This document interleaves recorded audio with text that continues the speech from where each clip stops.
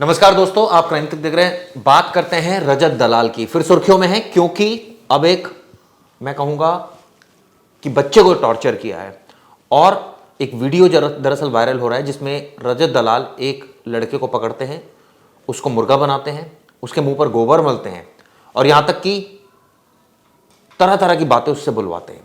वो बातें मैं बोल भी नहीं सकता, लेकिन ये आप ऑब्वियसली सोशल मीडिया पर बहुत वायरल। अब इसको लेकर पुलिस ने मुकदमा दर्ज कर लिया है। गुजरात पुलिस ने इसमें कार्रवाई की है। आरोपी रजत दलाल, जो कि हम सबको पता है यूट्यूबर है, इन्फ्लुएंसर हैं, बॉडी बिल्डिंग जो है वो उनका पेशा है, शौक है, उनको गिरफ्तार कर लिया है और आगे की जांच की जा रही है। लेकिन सवाल ये उठता है कि आखिर ये जो यूट्यूबर इन्फ्लुएंसर है, इनको क्या हो गया है? किस तरह की घटनाओं को ये लोग अंजाम दे रहे हैं?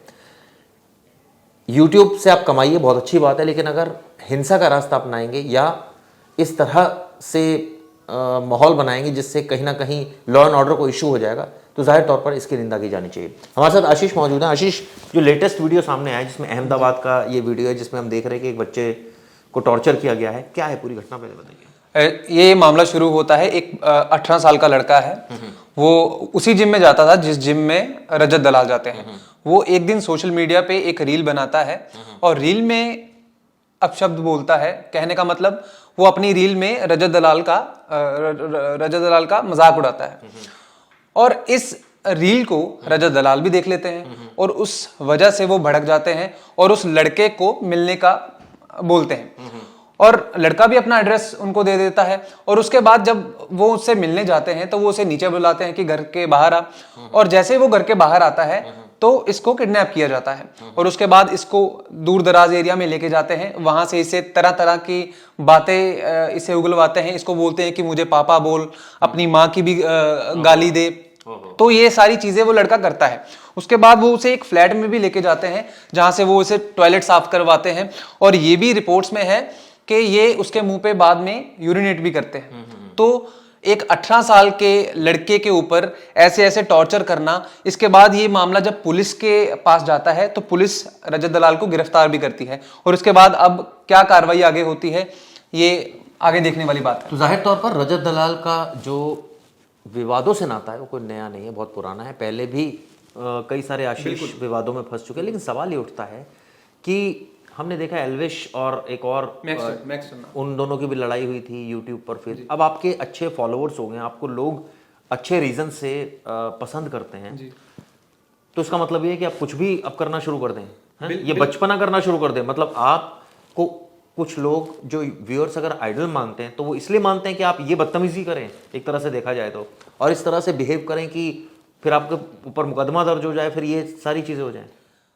आजकल एक ट्रेंड चला है सोशल मीडिया पे कि आप जितना क्रिंज कंटेंट बनाएंगे, जितना ऐसा कंटेंट बनाएंगे कि जिसे लोग आमतौर पर ना देखते हो, वो ज्यादा चलता है, उससे एंगेजमेंट ज्यादा आती है। और आप हैरान ना होइए कि अगर ये भी कोई कंट्रोवर्सी ही निकले, ये भी ऐसे निकले कि वो लड़का 18 साल का, वो भी क्या पता मिला हो। सवाल ये होता है कि उसने भी तो कुछ गलत, अगर आपको भी किसी के बारे में नहीं बोलना चाहिए इस तरह से जी। कि मेरा देखिए उस लड़के ने देखिए वो 18 साल का है, हम उसको इतना तो दोष नहीं दे सकते। उसके बाद जो रजत दलाल ने किया वो तो बिल्कुल ही गलत है। बिल्कुल वो तो सवाल ही नहीं उठता। आप भाई उसके माँ बाप से शिकायत कर सकते थे, बहुत तरीके होते हैं, लेकिन थोड़ी कि आप उसको इस तरह से पीटें, उसको मुर्गा बनाएं, यूरिनेट करें और फिर उसको वायरल कर दें। जी देखिए, इससे पहले भी पिछले साल रजत दलाल फेमस हुए थे। इन्होंने दिल्ली में एक दो बाबाओं को पकड़ लिया था और उनका लाइव चला दिया था इंस्टाग्राम पे और उनको भी टॉर्चर किया था कि आप फेक हैं, आप नकली हैं, आप बदनाम कर रहे हैं हिंदू धर्म को। तो इनका ऐसा वाला जो नेचर है, जो लोगों को हरास करना, लोगों को मतलब अपने से जो ताकतवर लोग हैं उनको बुली करना, तो ये इनका पहले भी ऐसा रहा है। एंगेजमेंट बढ़ाने के चक्कर में ये कुछ कई बार ज्यादा भी हो जाते हैं। क्या होगा इतना एंगेजमेंट बढ़ाने से? देखिए एंगेजमेंट अगर आप कम चलाते हैं सोशल मीडिया, तो एंगेजमेंट से ऐसा होता है कि जितने ज्यादा आपके फॉलोअर्स बढ़ते हैं, आपको एंडोर्समेंट्स आती है, आपको एड्स आती हैं, आपको जो रियलिटी शोज हैं वो आपको बुलाते हैं अपने शोज पे, आपसे प्रमोशंस करवाते हैं अपने ब्रांड्स की। तो सारा पैसे का ही ये चक्कर है। जी। सवाल ये उठता है, इससे पहले एल्विश यादव को हमने देखा, वो भी यूट्यूबर है फेमस, और उसके बाद वो लड़ भी रहे थे, हमने देखा। उससे पहले हमने बॉबी कटारिया को भी देखा, वो भी बहुत फेमस है, इस तरह से रील्स बनाते हैं, बहुत सारी चीज़ें करते हैं। और आजकल तो एक ट्रेंड बन गया है, इतने सारे लोग रील्स बना रहे हैं, इंस्टाग्राम से लेकर फेसबुक से लेकर ट्विटर पर भी लोग एक्टिव हैं। सवाल ये उठता है कि ठीक है, आपको अपने व्यूज़ बढ़ाने हैं, इसका मतलब ये थोड़ी कि आप कुछ भी बोलना शुरू कर दें या कुछ भी करना शुरू कर दें। बिल्कुल, क्योंकि अगर ऐसा करेंगे तो निश्चित रूप से वो तो कानून के दायरे में आ जाएगा। देखिए इससे पहले जो भी रजत दलाल ने जो भी अपनी कंट्रोवर्सीज की थी उसमें ये हाथापाई पे नहीं उतर आए थे। उसमें सिर्फ वर्बली आप अब्यूज करते हैं, मतलब मुंह से आप अब्यूज कर रहे थे। लेकिन इस मामले में ये 2 कदम और आगे निकल पड़े। इन्होंने उसकी मां को धमकी भी दी कि अगर ये बच्चा ना होता तो हम इसको जान से भी मार देते। ये एक सीरियस एलिगेशन है रजत दलाल पर। अगर ये साबित होते हैं सारे तो इनको काफी सालों तक जेल भी हो सकती है, क्योंकि वो एक मतलब मुझे याद आ रहा है रजत दलाल का एक और मामला सामने आया था जिसमें दिल्ली में ही उन्होंने कुछ और फाइट की थी ऐसे किसी और यूट्यूबर से, इस तरह से बहुत सारे ऐसे किस्से सामने इनकी कंट्रोवर्सीज एक नहीं रह चुकी, इनकी बहुत सारी कंट्रोवर्सीज रह चुकी हैं। ये मैक्सटन और एल्विश वाले मामले में भी ये मीडिएशन करने चले आए थे। वो तो जी बुलाया नहीं था, ये खुद कूद पड़े थे। अच्छा। ये एल्विश और मैक्सटन की मीडिएटर बन गए थे, उनके बीच में इन्होंने सुलह करवाई। और इससे पहले भी इनकी कंट्रोवर्सी हुई थी। सिंगा या सांगा नाम का एक इन्फ्लुएंसर था, उसके साथ भी इनका। कैरी मिनाटी के बारे में भी कोई कमेंट किया था कभी, ये भी बात सुनने में आ रही है। जी कैरी मिनाटी के साथ इनका हुआ, किसके साथ नहीं हुआ। मैं ये कहना चाहता हूं कि कोई भी यूट्यूबर है, अगर इनको लगता है कि वो फेमस है या उसका नाम लेने से एंगेजमेंट बढ़ेगी तो ये उस मामले में कूद पड़ते हैं। अब मुझे नहीं पता है कि इनको कोई और अब यूट्यूबर नहीं मिल रहा था तो इन्होंने इस लड़के को आड़ में ले लिया अपने, तो इस लड़के के ऊपर इन्होंने वो कर दिया। इनकी एक वीडियो भी वायरल हो रही है, कार में उससे अपना खुद को पापा बुलवा रहे हैं। तो ये काफी सीरियस इनके ऊपर सवाल ही उठता है कि इससे आप एंगेजमेंट बढ़ा सकते हैं। लेकिन भाई आप अच्छा कंटेंट डालिए, किसी ने आपको रोका है जी। आप एक ऐसी बात बोलिए जो बात और लोगों को पता नहीं है लेकिन वो सच है। बिल्कुल। तो मुझे लगता है लोग पसंद करते हैं। आज भी हम देखते हैं सोशल मीडिया पर जो लोग एंटी गवर्नमेंट बोलते हैं या जो लोग फेवर में भी बोलते हैं गवर्नमेंट के, अगर उनकी बात कुछ यूनिक है तो लोग उसे अप्रिशिएट करते हैं, ऐसी बात नहीं है। हाँ, ये बात सच है कि लोग ऐसे कंटेंट को भी बहुत देखते हैं।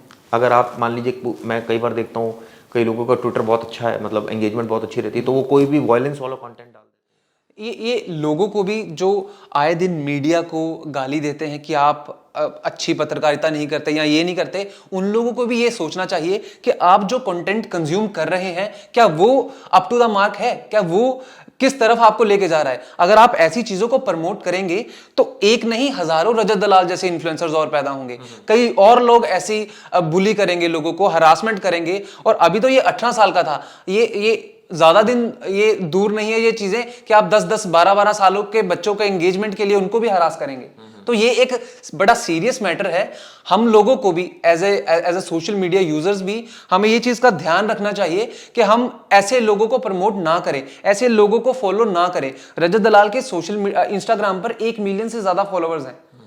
आप मानिए कि 1 मिलियन अगर किसी के फॉलोअर्स होते हैं तो एक पोस्ट या एक स्टोरी के ही वो लाखों तक चार्ज करते हैं। तो अगर आप ऐसे लोगों को एंगेजमेंट बढ़ाने के लिए आप ऐसे लोगों को फॉलो करेंगे, प्रमोट करेंगे, तो ये आपका ही लॉस है। कल को ये आपके साथ भी हो सकता है कि ऐसे लोगों को आप जब आप प्रमोट करते हैं तो कल को क्या पता आपके साथ झगड़ पड़े एंगेजमेंट के लिए।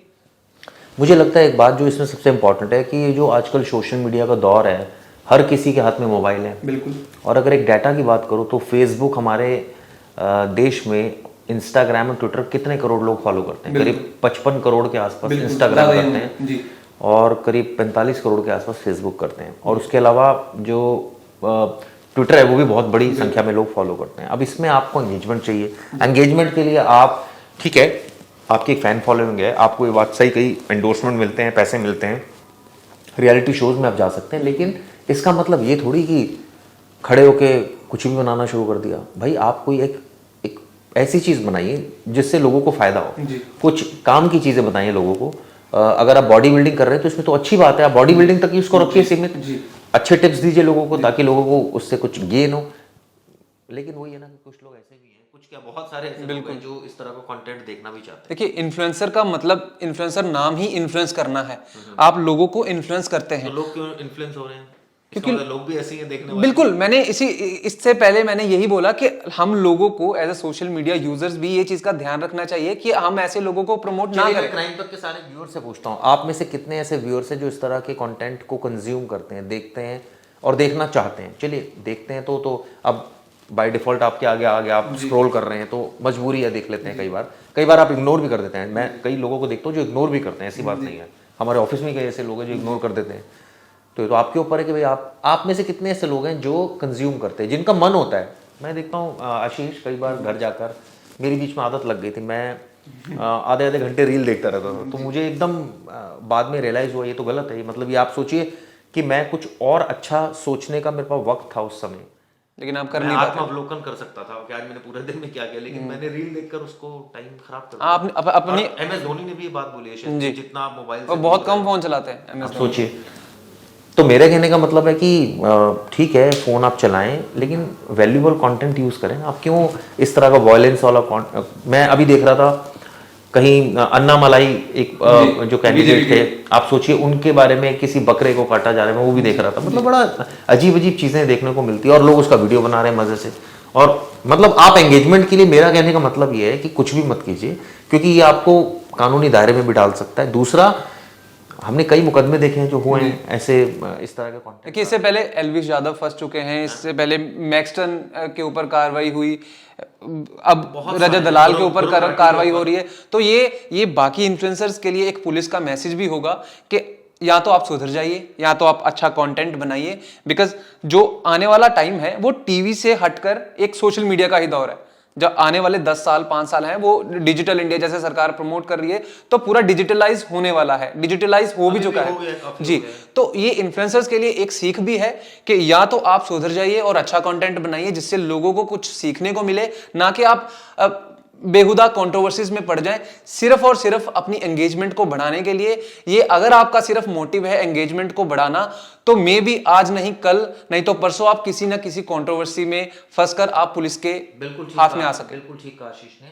तो दोस्तों, हमारा जो मैसेज था वो यही था। ये वीडियो आपको कैसे लगी जरूर बताइएगा।